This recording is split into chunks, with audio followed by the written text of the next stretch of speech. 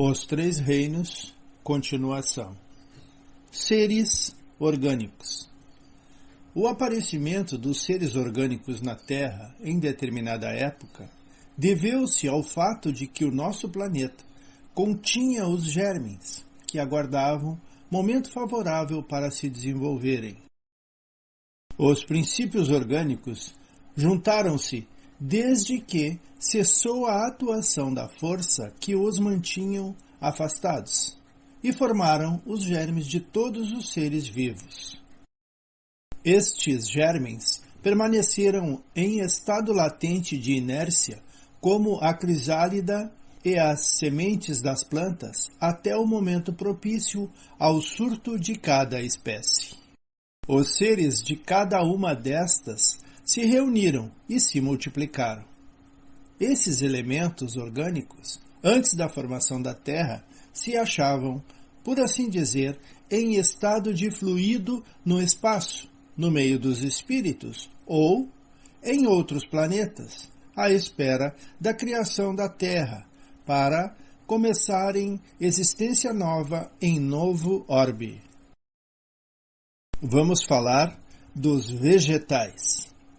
Ensina a doutrina espírita que as plantas não têm consciência de que existem, uma vez que não pensam, só têm vida orgânica, recebem impressões físicas que atuam sobre a matéria, mas têm percepções elementares. A força que as atrai umas às outras é uma força mecânica da matéria, que atua sobre a matéria sem que elas possam a isto se opor. Algumas plantas, como a sensitiva e a dioneia, por exemplo, executam movimentos que denotam grande sensibilidade e, em certos casos, uma espécie de vontade, conforme se observa na dioneia, cujos lóbulos apanham a mosca que sobre ela pousa para sugá-la, parecendo que tramam uma armadilha com o fim de capturar e matar aquele inseto. Podem ser essas espécies consideradas uma transição entre a natureza vegetal e a animal, porque tudo na natureza é transição. Por isso mesmo que uma coisa não se assemelha à outra e, no entanto, todas se encadeiam. Plantas são extremamente adaptadas para fazerem exatamente o que precisam. Elas podem não ter um sistema nervoso, mas superam isso em outras áreas. A verdade é que as plantas têm prioridades diferentes das nossas, e seus sistemas sensoriais refletem isso. Vamos ao Livro dos Espíritos, questão 590. Haverá nas plantas, como nos animais, um instinto de conservação que as induz a procurar o que lhes possa ser útil e a evitar o que lhe possa ser nocivo? Há, se quiserdes, uma espécie de instinto, dependendo isso da extensão que se dá ao significado desta palavra. É, porém, um instinto puramente mecânico.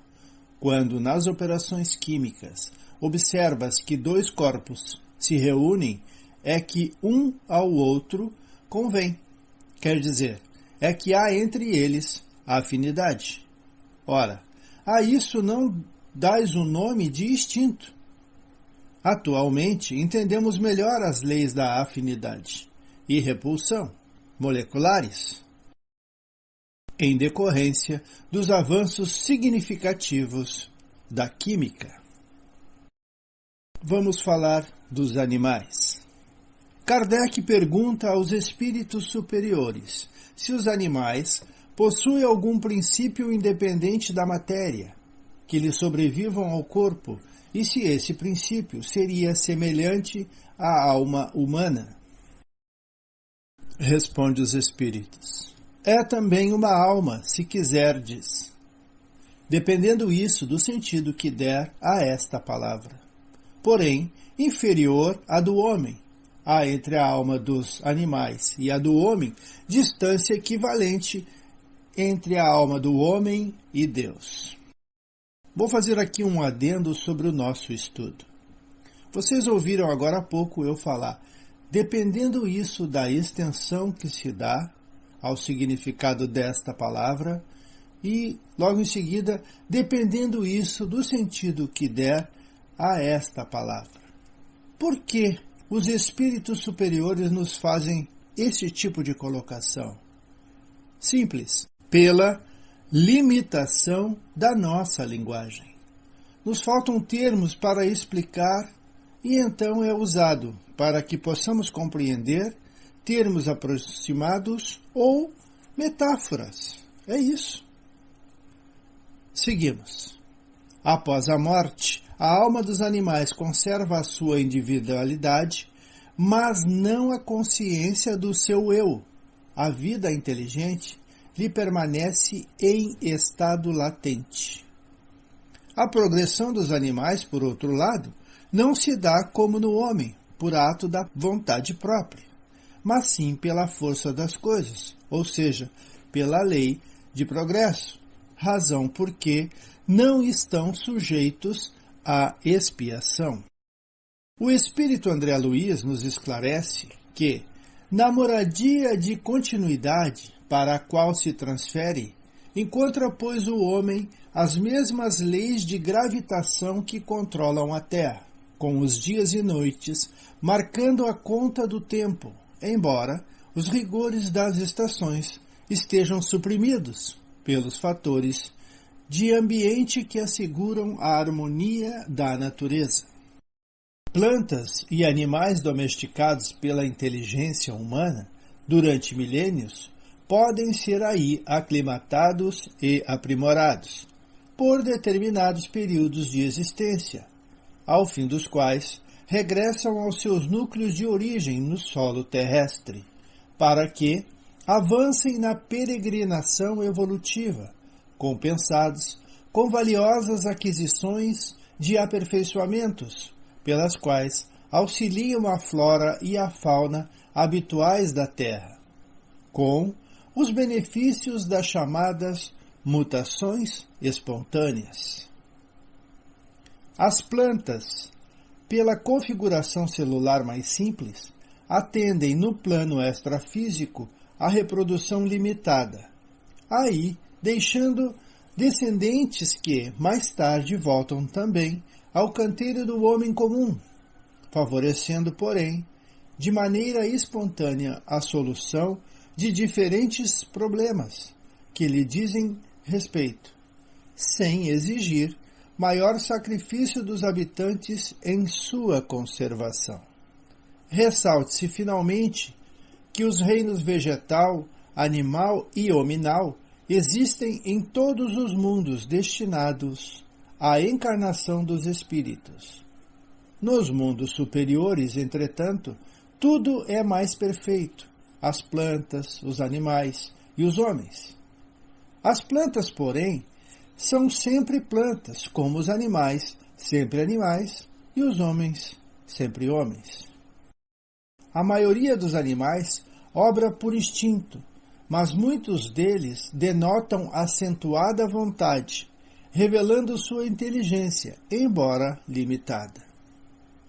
Sobre a relação entre o instinto e a inteligência nos animais, Kardec comenta: não se poderia negar que, além de possuírem um instinto, alguns animais praticam atos combinados, que denunciam vontade de operar em determinados sentidos e de acordo com as circunstâncias.